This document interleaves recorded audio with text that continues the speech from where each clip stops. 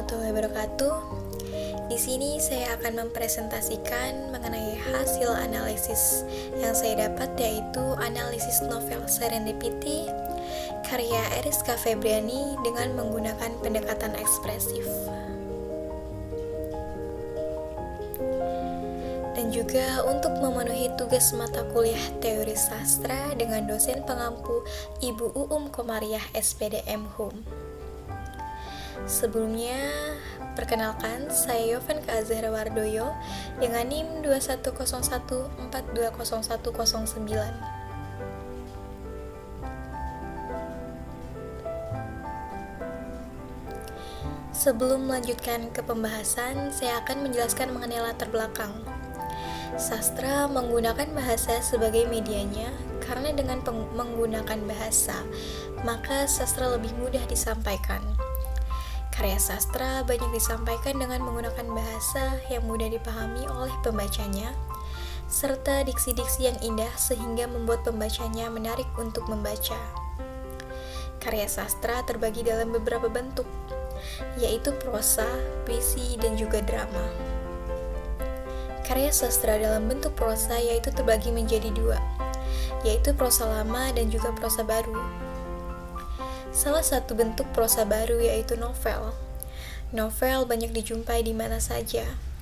Novel dikatakan baru karena memiliki penggunaan bahasa yang bebas atau karya yang dibuat dengan bahasa yang mudah dipahami dan dinikmati oleh pembacanya. Alasan penulis ingin melakukan analisis dengan pendekatan ekspresif dalam karya sastra yaitu karena ingin mengkaji dan mengenal lebih jauh latar belakang pengarang sebagaimana yang diuraikan oleh Atma Zaki pada tahun 1990 dan pada halaman 36, yaitu pendekatan ekspresif berhubungan erat dengan kajian sastra sebagai karya yang dekat dengan sejarah, terutama sejarah yang berhubungan dengan kehidupan pengarangnya. Dalam hal ini, maka dibahaslah latar belakang kehidupan pengarang berhubungan dengan pengarangnya, dan juga daerah kelahirannya, latar belakang sosial ekonomi, latar belakang pendidikannya, pengalaman-pengalaman penting yang pernah dilaluinya, serta hal-hal yang membuat pengarang terinspirasi untuk membuat karya sastra, yaitu novel Serendipity. Selanjutnya ada pengertian.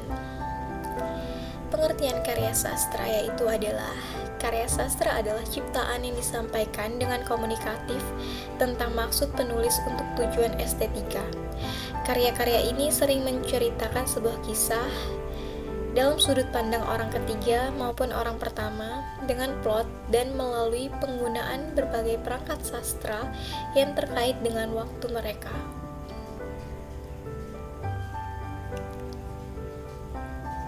Selanjutnya ada pengertian dari pendekatan ekspresif oleh Abrams dalam Siswanto, yaitu bahwa pendekatan ekspresif adalah pendekatan dalam kajian sastra yang menitik beratkan kajian pada ekspresi pengarang, perasaan, atau temperamen penulis.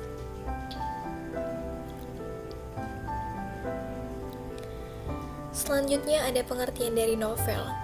Novel merupakan sebuah cerita yang berkaitan dengan peristiwa nyata atau fiksional yang dibayangkan pengarang melalui pengamatannya terhadap realitas.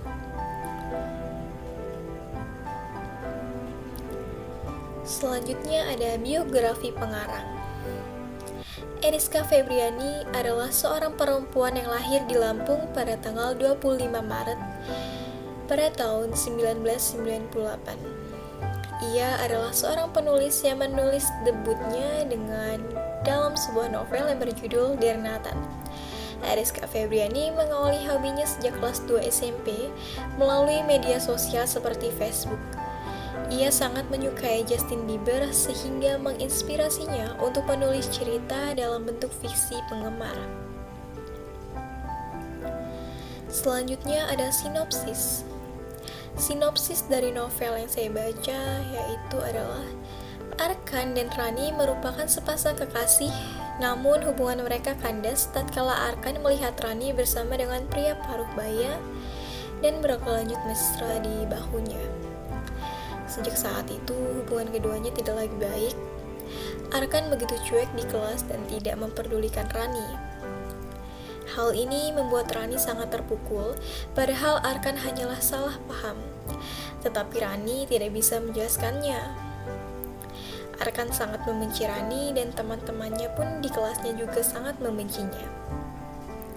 Ditambah lagi ada beberapa foto yang menunjukkan Rani sedang bersama dengan om-om di hotel.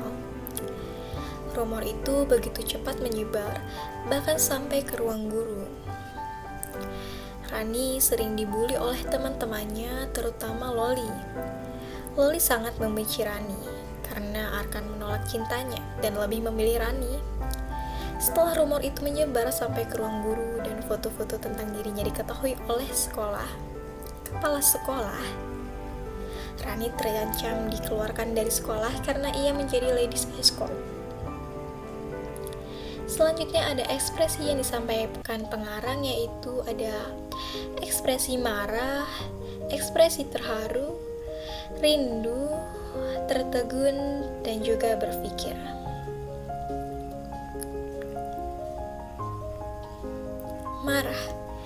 Marah merupakan suatu pola pikir perilaku yang dirancang untuk memperingatkan pengganggu untuk menghentikan perilaku mengancam mereka.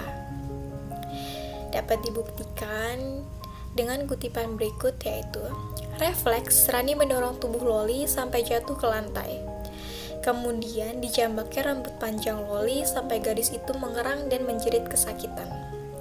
Terdapat pada halaman 152.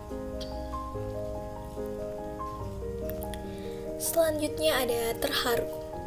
Terharu merupakan perasaan yang rawan hati dan juga menyentuh hati.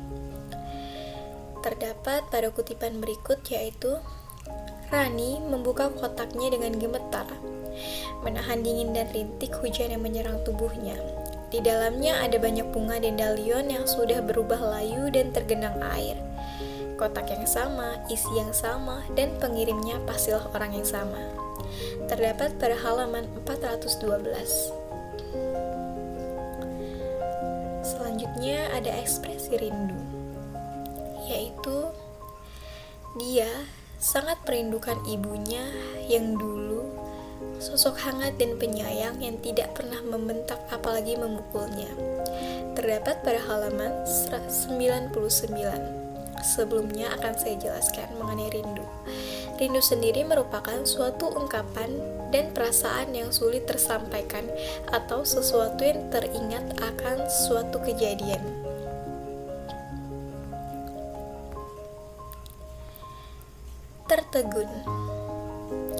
Tertegun merupakan suatu yang tiba-tiba atau suatu hal yang membuat ia terkaget dan lainnya. Terdapat pada kutipan berikut, yaitu Rani mendengarkan kata-kata Gibran yang selangean dan seolah tidak peduli dengan anggapan orang. Ternyata bisa juga berkata dengan bijak. Terdapat pada halaman 115.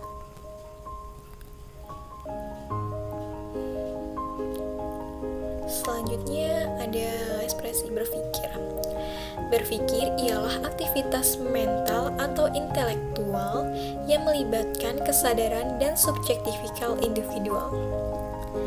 Terdapat pada kutipan, yaitu gadis itu menggeleng dan meringis sambil menggigit ujung pena, bingung harus menulis apa di kertasnya. Terdapat pada halaman 119. Sekian yang dapat saya sampaikan. Kurang lebihnya saya minta maaf. Terima kasih. Wassalamualaikum warahmatullahi wabarakatuh.